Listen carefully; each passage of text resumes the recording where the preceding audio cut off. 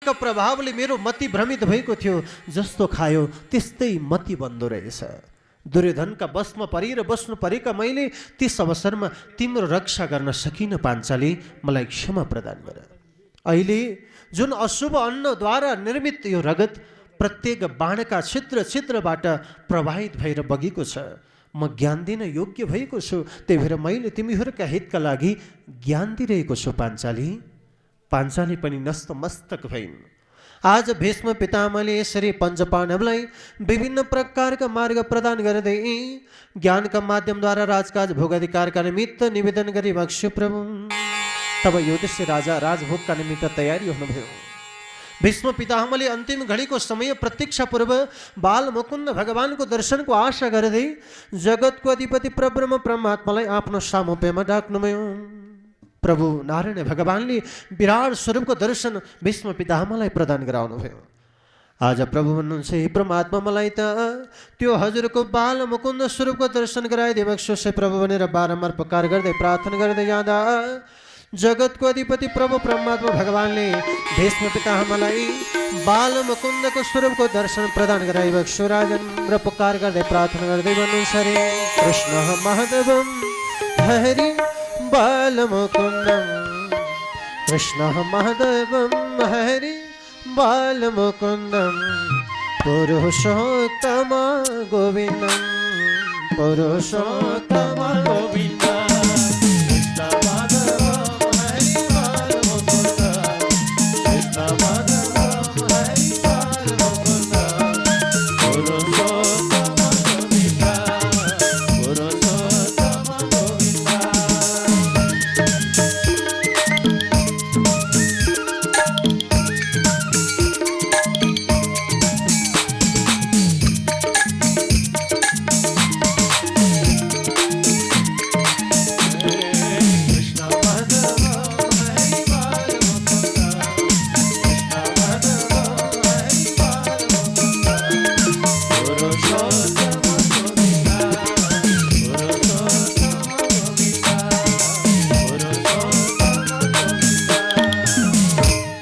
आज भीष्म पितामह बारम्बार पुकार गर्दै प्रार्थना गर्दै जगतको अधिपति परब्रह्म परमात्मा भगवानलाई बारम्बार भजिरहनु भएको थियो।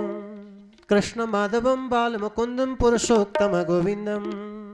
त्यो बालकले सबैको मनलाई जित्दछ। सानो बालक देखेपछि सबैलाई काखमा लिन मन लाग्छ अरे के हो। त्यस्तै भीष्म पितामह भन्नुहुन्छ, प्रभु त्यो बाल मुकुन्दको स्वरूप भनेको पनि हृदयलाई मनलाई जित्नेवाला स्वरूप हो। त्यही भएर त्यो स्वरूपको दर्शन मलाई प्रदान गराइबक्स्योस् प्रभु। भगवानले बाल मुकुन्द स्वरूप दर्शन प्रदान गराइबक्स्यो। कस्तो स्वरूप? करारविन्दे न पदारविन्दम मुखारविन्दे विनिवेशयन्तम बटस्य पत्र सपुटे शयानम बाल मुकुन्दम मनसा स्मरामि। विशाल प्रलय कालमा जलमय संसारका अवसरमा जलै जल भएका ठाउँमा एउटा बट वृक्ष, त्यो बट वृक्षका एउटा पातमा बाल मुकुन्द भगवान शयन गरिरहनु भएको, माने सुतिरहनु भएको एउटै पातमा। अनि आफ्नो दाहिने घोडालाई तानेर बुढी उम्ला मुखमा चुसिरहनु भएको, हातको उम्ला पनि होइन बुढी उम्ला। त्यो बाल्यकालको स्वरूप आज दर्शन गर्न पाउनुभयो भीष्म पितामहले। आज त्यही स्वरूपलाई भद्दै पुकार गर्दै आनन्दसँग ध्यान गर्दै योग्य अवसर मुहूर्त पारेर भीष्म पितामहले आफ्नो प्राणलाई नै त्यागी बक्स्यो।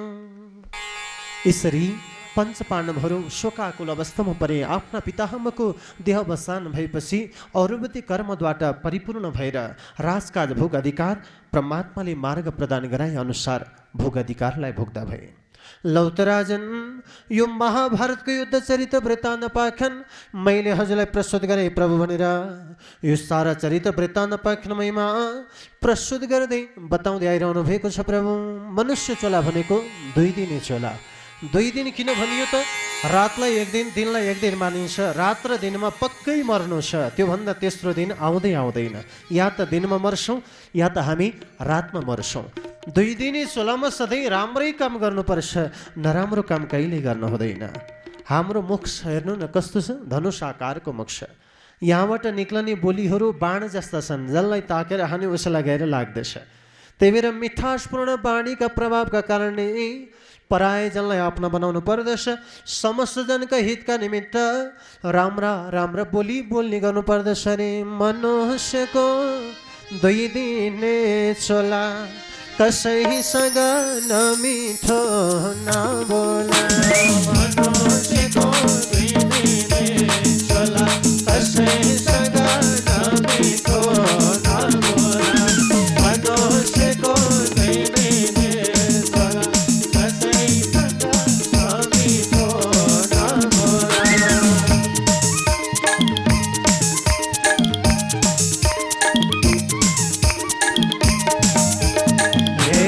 मनुष्यको 2 दिने चोला कसैसँग नमिठो नबोला। मनुष्यको 2 दिने चोला कसैसँग नमिठो नबोला।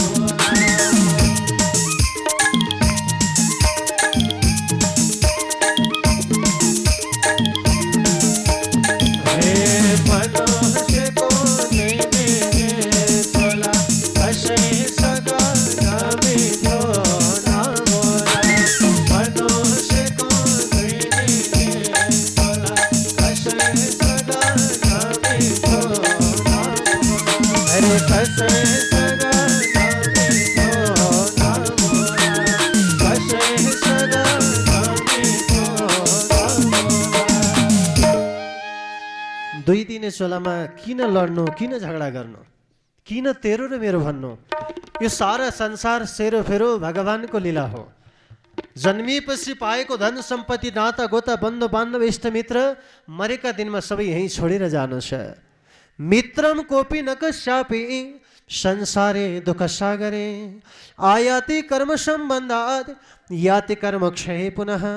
यो दुःख रूपी संसारमा मित्र कोही कसैको छैन। जे भोग्नु छ हामीले भोग्नु छ, जे भोग्नु छ त्यो सबै लिएर आएको छ। मुक्तिनाथमा आएर कथा सुन्ने पनि लिएरै आएको हो। नल्याएको भए कहाँ आइन्थ्यो र यहाँ, होइन? बहुजन्म, 1 जन्मको पनि होइन, 2 जन्मको पनि होइन, 3 जन्मको होइन, बहुजन्म, धेरै जन्मका पुण्यका प्रभावले सत्कर्म गर्न पाइन्छ। सत्कर्म धेरै जन्म, फेरि धेरै धेरै जन्मका प्रभावले सत्सङ्ग गर्न पाइन्छ। यो 1 जन्म होइन, धेरै जन्मको पुण्यको प्रभावले भगवान मुक्तिनाथको दर्शन गर्न पाइन्छ है। आज प्रभु मनुष्य चोला भनेको आज यो बारम्बार प्राप्ति हुनेवाला छैन। यो 2 दिने चोला करोडौँ करोड, आज 84 लाख योनिपछि मनुष्य चोलाको प्राप्ति हुन्छ।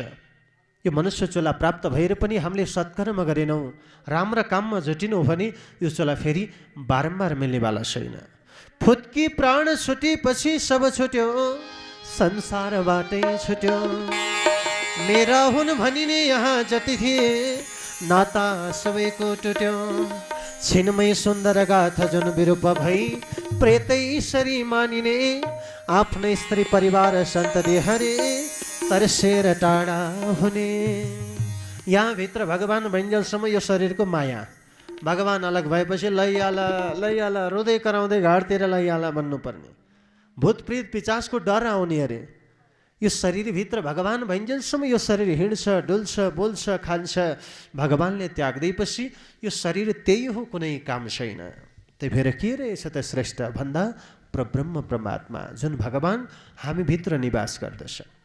आज राजन त्यही भगवानलाई जान्ने प्रयत्न गरे। यो राजकाज भोग अधिकारलाई सभ्य र भव्य तरिकाले तिमीले सबै प्रजाका हितका निमित्त सञ्चालन गर है भनेर जगतको अधिपति प्रभु परमात्मा भगवान मार्ग प्रदान गरेर जाने तयारी मात्र गर्नुभएको थियो। प्रतिशोधको भावना लिएको अस्वस्थामाले उत्तराको गर्भभित्र रहेको बालकलाई मार्छु भनेर धनुषबाण ताकेर हान्ने तयारी गर्न थाले। राजन उत्तरालेदेखि थाहा पाइहालेन्, अब यसले पक्कै मलाई मार्छ। म मरे त केही हुन्थेन, तर मेरो गर्भभित्र रहेको बालक मर्यो भने मेरा वंशजको कुल दीपक नै नष्ट हुन्छ। त्यही भएर रक्षाका निमित्त मैले प्रभुलाई भज्नै पर्दछ। कारण के हो त प्रभु? यो मेरो लीलालाई माने मेरो यो कर्मलाई रक्षा प्रदान गर्नका निमित्त एउटै व्यक्ति छ, त्यो हो परब्रह्म परमात्मा। आज उत्तराले भगवानलाई पुकार गर्न थालिन्। पाहि पाहि महायोगिन देवदेव जगतपते नान्यम त्वदभय पश्य यत्र मृत्यु परस्परम। हे भगवान, म दायाँ बायाँ वरपर सर्वत्र हेर्दैछु। आफ्नो मृत्यु र मैले गर्भभित्र रहेको बच्चाको मृत्युलाई देखिरहेको छु प्रभु। हे भगवान, भलै बरु म मरौँ तर मेरो गर्भभित्र रहेको बच्चालाई रक्षा प्रदान गरिबक्सोस् प्रभु। जो पाण्डवको कौरवहरूको कुलदीपक हो भगवान, यो हाम्रो वंशजको एउटै बालक, यो रहेन भने हाम्रो कुलदीपकै अन्त्य हुन्छ। उत्तराले भगवानलाई पुकार गरिन्। कति ज्ञानी हेर्नुहोस् त, हाम्रो आफ्नै वंशजमा परम ज्ञानी बाजे युधिष्ठिर थिए। युधिष्ठिरलाई उनले पुकार गरिनन्, हे बाजे युधिष्ठिर, मेरो गर्भलाई रक्षा प्रदान गर। यिनीसँग यो तागत छैन, उनलाई पहिल्यै थाहा भयो। धनुर्धारी अर्जुन थिए, आफ्ना स्वयं बाजे अभिमन्युका पिता, यिनले पनि मेरो गर्भलाई रक्षा प्रदान गर्न सक्दैनन्। भीम हजारौं बल्ल जो हात्तीका बलले पूर्ण थिए, उनलाई पनि उनले सम्झिनन्। यो मेरो गर्भको बालकलाई रक्षा प्रदान गर्न सक्ने क्षमता त उही हरि भगवान कृष्णसँगै छ। त्यही भएर उसैलाई भन्छु, हे प्रभु, भलै म बरु परमात्मा तर मेरो गर्भमा रहेको बालकलाई रक्षा प्रदान गरिबक्सोस् है प्रभु भनेर बारम्बार पुकार गर्दै प्रार्थना गर्दै गइसकेपछि जगतको अधिपतिले सुदर्शन चक्रका साथमा उत्तराको गर्भभित्र प्रवेश गरिबक्स्यो र राउन्डबन्दी घेरा लगाएर सुदर्शन चक्रले रक्षा प्रदान गर्नुभयो। गर्भभित्र शङ्ख चक्र गदा पद्म धारण गरेको पीताम्बरधारी प्रभुलाई देखेर आज आश्चर्यचकित भयो बालक। मुसु मुसु हाँस्छ भगवान, मुसुक्क हाँस्दिनुहुन्छ। जब अभिमन्यु चक्रव्यूहमा परेका थिए त्यस अवसरमा उत्तरा त्यस पूर्व नै गर्भवती रहेकी थिइन्।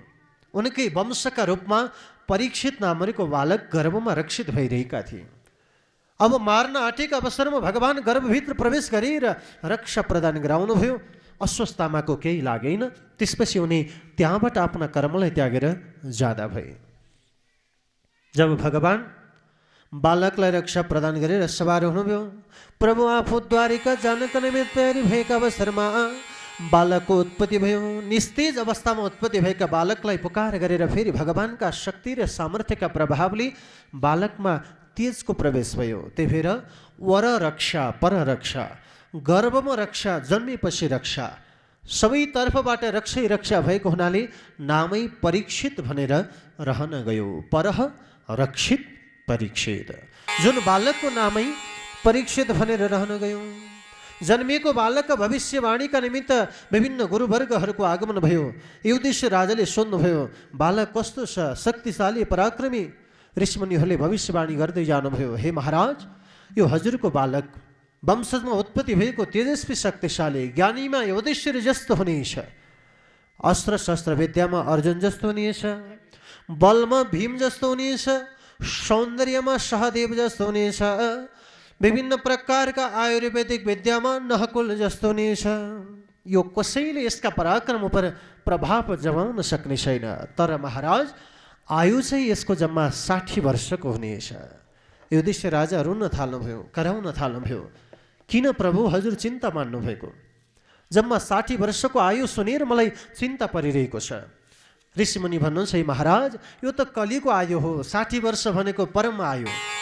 60 वर्षमा त सन्तानका पनि सन्तान भइसकिनेछन्, हजुरको वंश चल्नेछ, प्रभु धन्द मान्नु पर्दैन। त्यसो पनि भइगयो राजन। आज युधिष्ठिर नामको राजा प्रसन्नै बक्स्यो, जसका प्रभावका कारणले प्रभु यसरी राजा वंशमा उत्पत्ति भएका परीक्षित नामको बालकलाई विभिन्न प्रकारका मार्ग प्रदान गरेर ज्ञान प्रदान गराइरहनु भएको थियो राजन। अब जगतको अधिपति परब्रह्म परमात्मा भगवान लीला रचाउनेवाला प्रभु युद्धमा पाण्डवलाई विजय गराउनुभयो। आफू द्वारिका जानका निमित्त तयारी हुन थाल्नुभयो। जान लागेका प्रभुलाई देखेर पञ्च पाण्डवहरूले पुकार गर्न थाले, हे प्रभु, हे परमात्मा, हे भगवान, नगई बक्स्योस् हरि, हजुरका प्रभावका माध्यमले हामीले राज्यभोग अधिकार पाएका छौँ। हजुर हामीलाई त्यागेर जानुभयो भने यो राज्य हामीलाई के काम छ र प्रभु? बारम्बार पुकार गर्दै प्रार्थना गर्दै जाँदा जगतको अधिपति परब्रह्म परमात्मा भगवान विभिन्न प्रकारका लीला रचाउनेवाला प्रभु, हे बाबु हो, जहाँ जहाँ दुःख पर्छ, आपत पर्छ, विपद पर्छ, त्यहाँ सहायता प्रदान गर्नु मेरो कर्तव्य हो। दुःख परेपछि भगवानको याद आउँछ, सुख परेपछि भगवानलाई भुल्ने गरिन्छ। यो मनुष्यको स्वार्थी मन हो है। हामी जहिले जहिले दुःख पर्छ तैले तैले भगवानलाई सम्झन्छौँ, जहिले जहिले सुख पर्छ तब भगवानलाई भुल्ने गर्दछौँ। मनुष्यको स्वार्थी मन भगवानलाई भुल्छ, मनुष्यको स्वार्थी मन भगवानलाई भुल्छ। जहिले जहिले आपद पर्छ नि आँखा खुल्छ, मनुष्यको स्वार्थी मन भगवानलाई भुल्छ। जहिले जब आपद पर्छ नि आँखा खुल्छ।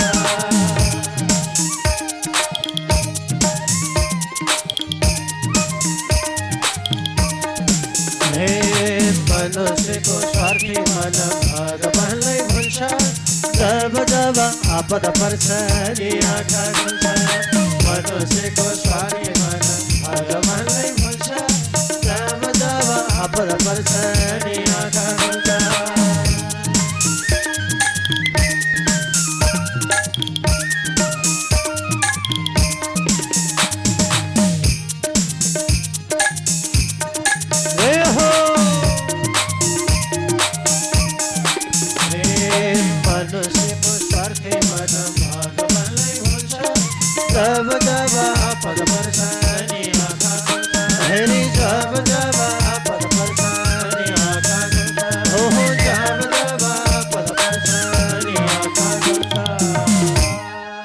मनुष्यको स्वार्थी मन भगवानलाई भुल्छ, जब जब आपत पर्छ अनि आँखा खुल्छ। आपत परेपछि हे राम, हे हरि, हे कृष्ण, हे शिव, हे बुद्ध। सुख परेपछि चटक्कै भगवान, जाऊ तिमी आफ्नै धाम है। दुःख परेपछि सत्यनारायणको पूजा लाएर हुन्छ कि, दुःख परेपछि रुद्री पो लाएर हुन्छ कि, दुःख परेपछि ग्रह शान्ति गरेर पो हुन्छ कि। यस्तो छ हाम्रो स्वार्थी मन है। त्यही भएर दुःख पर्दा मात्र होइन, सुख परे पनि भगवानलाई सम्झने गर्नुपर्दछ। हरेक पल, हरेक घडी, हरेक मुहुर्त भगवानको याद गर्ने गर्नुपर्दछ। यही मानवको परम कर्तव्य र परम धर्म हो। तैपनि राजन प्रभु परमात्मा पञ्चपाण्डवले भन्नुहुन्छ, हेर बाबु हो, जहाँ जहाँ दुःख पर्दछ त्यहाँ मैले सहायता प्रदान गर्ने गर्दछु, भगवान नै भन्नुहुन्छ।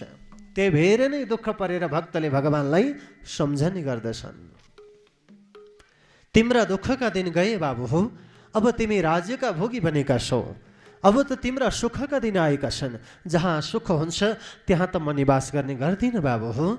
त्यही भएर अब सुन तिमीहरू, म त आफ्ना नगरी द्वारिका जान्छु। तिमी राजकाज भोगदी काल अगाडि बढाए है। पञ्चपाण्डव हृदय कराउँदै पुकार गर्छन्, हे प्रभु, हे परमात्मा, हजुरका सिवाय हामी कसरी रहन सक्छौँ र प्रभु। हे प्रभु, हजुर हाम्रै माझमा रहिबक्सियोस् न भगवान। बारम्बार पुकार गर्छन्, प्रार्थना गर्छन्, जगतको अधिपतिलाई भन्छन्। आज प्रभु त्यहाँबाट कुन्ती माताका सामिप्यमा जानुभयो। कुन्ती माता भगवान कृष्णको फुपू दिदी हुनुहुन्थ्यो। कुन्ती माताले भन्नुहुन्छ, हे प्रभु, हे परमात्मा, हे भगवान, हजुर त आज हामीलाई दुःखका अवसरमा सहायता दिनेवाला प्रभु, हामीलाई सुख प्राप्ति भएपछि जान खोज्दै हुनुहुन्छ। हे प्रभु, हजुर हाम्रै माझमा रहे हुँदैन र हरि। कृष्णाय वासुदेवाय देवकी नन्दनाय च नन्द गोप कुमाराय गोविन्दाय नमो नमः।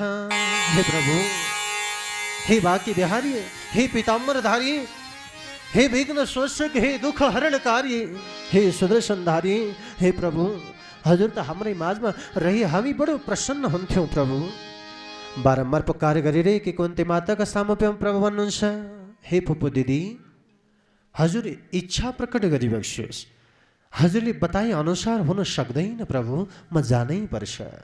अब मेरो पनि समय सकिएको छ। समय सकिएपछि कसैको केही लाग्दैन होइन। जसरी कालका अगाडि कसैले रोक्न सक्दैन, सेक्न सक्दैन, समयलाई कसैले रोक्न सक्दैन। एक क्षण समय पनि करोडौं रुपियाँ खर्च गरे पनि फर्केर आउनेवाला छैन। त्यस्तै समय म जाँदैछु, मेरो समय सकिएको छ अब। तर हजुर केही वरदान माग्न चाहनुहुन्छ भने म हजुरलाई वरदान प्रदान गर्छु। कुन्ती माता रुँदै रुँदै वरदान माग्न थाल्नुभयो। हे प्रभु, हे परमात्मा, हजुर वरदान दिनु नै हुन्छ भने मलाई यस्तो वरदान प्रदान गर्नुहोस्। विपद सन्तु न शाश्वत तत्र तत्र जगद्गुरु भवतो दर्शनम यस्माद पुनर्भव दर्शनम। हे प्रभु, जहाँ आपत पर्छ, दुःख पर्छ, त्यहाँ हजुरको याद आउँदो रहेछ। त्यही भएर प्रभु, मलाई हर हमेसा दुःख आपत विपत मात्र आइपर्ने वरदान दिबक्सोस्। प्रभु, दुःख परेपछि हजुरको याद कृष्ण कृष्ण कृष्ण भन्न आउँदो रहेछ। सुख परेपछि हजुरलाई भुलिँदो रहेछ।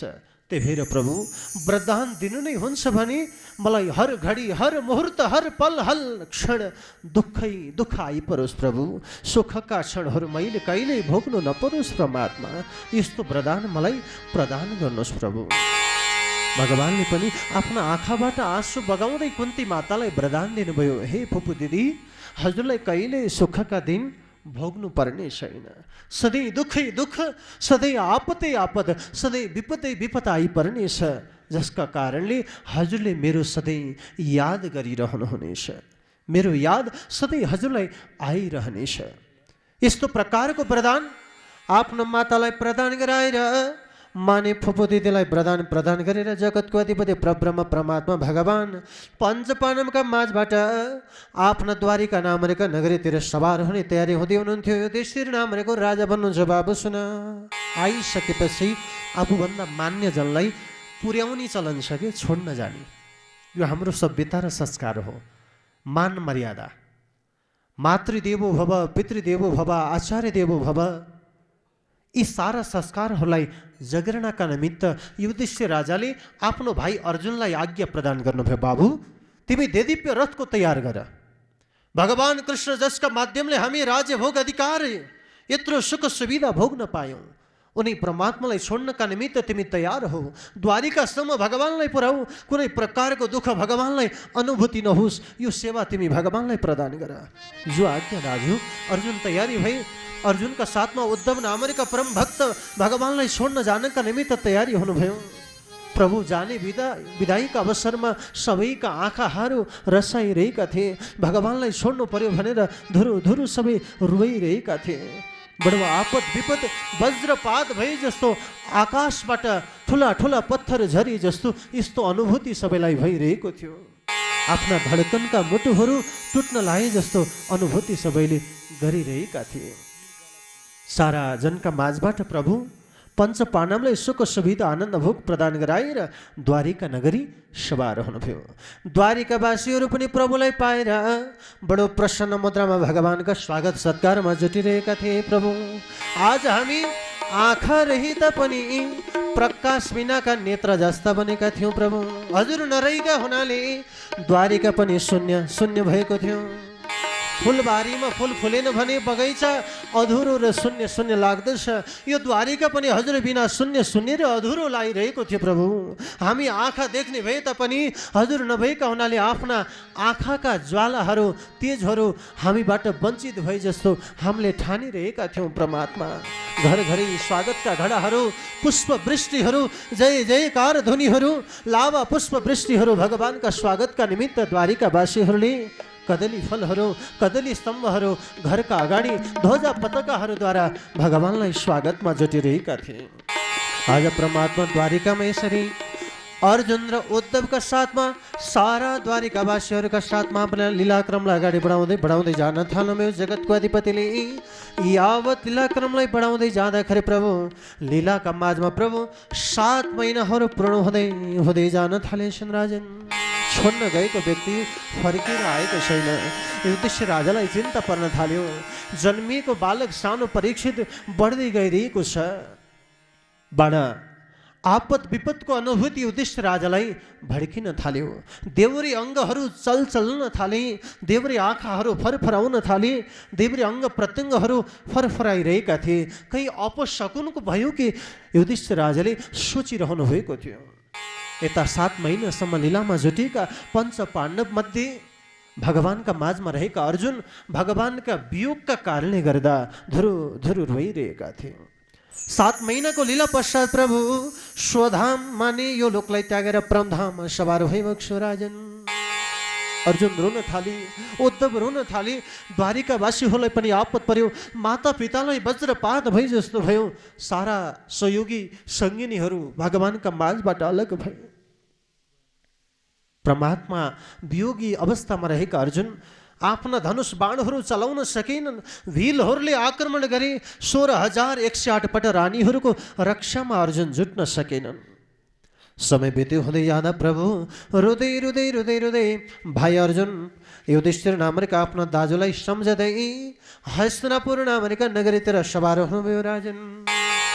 यता युधिष्ठिर राजा र भीम संवादमा जुटिरहनु भएको थियो। हे बाबु भीम, गता सप्ताधुना मास भीमसेन तवार्जुना।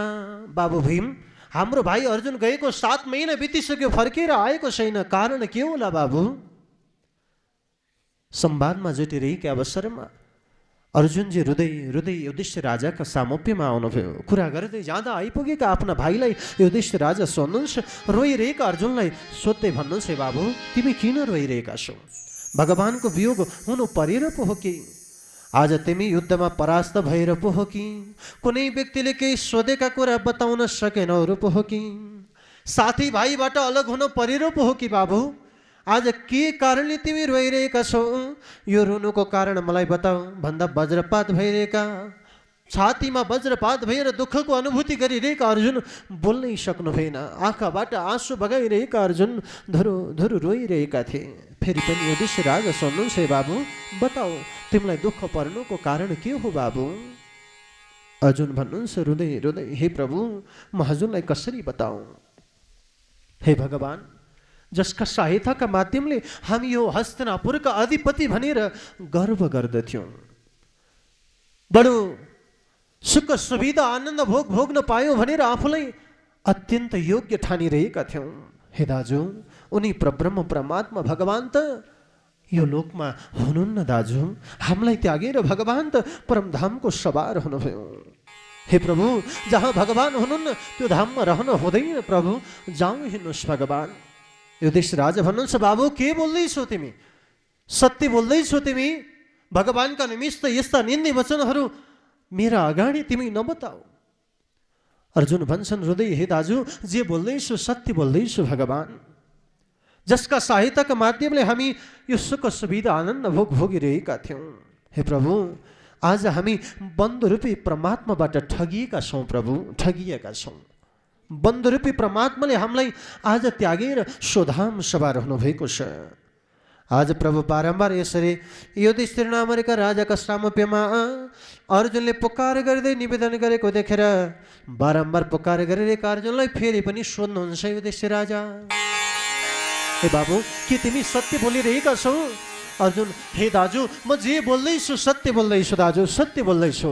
वञ्चितोऽहं महाराजा हरिणा बन्धुरूपिणः येन मे परिहृतं तेजो देव विस्मापहन् महदा। हे प्रभु, जसका प्रभावले आज राज्य भोगिरहेका थियौँ ती बन्धुरूपी परमात्माबाट हामी ठगियौँ दाजु। भगवान हुनुहुन्न यो धाममा। युधिष्ठिर राजालाई पनि वैराग्य जाग्यो। भीमलाई शोकाकुल भाती शोक जाग्न थाल्यो। नहकुल सहदेव धुरु धुरु